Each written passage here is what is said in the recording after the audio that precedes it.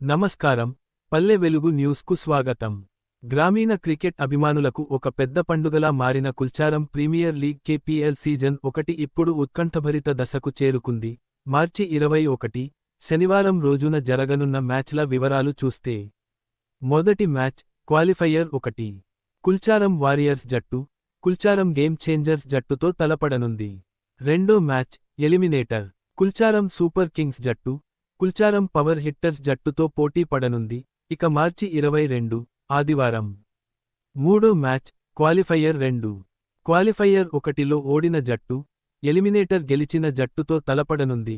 చివరగా, అందరి దృష్టి కట్టిపడేసే ఫైనల్ మ్యాచ్, క్వాలిఫైయర్ 1 గెలిచిన జట్టు, క్వాలిఫైయర్ 2 గెలిచిన జట్టుతో తలపడనుంది. ఈ అన్ని మ్యాచ్లు మెదక్ జిల్లా కుల్చారం గ్రామంలో జరుగనున్నాయి.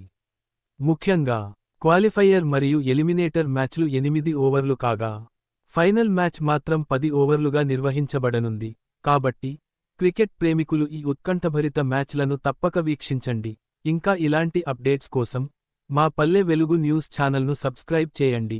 ధన్యవాదాలు.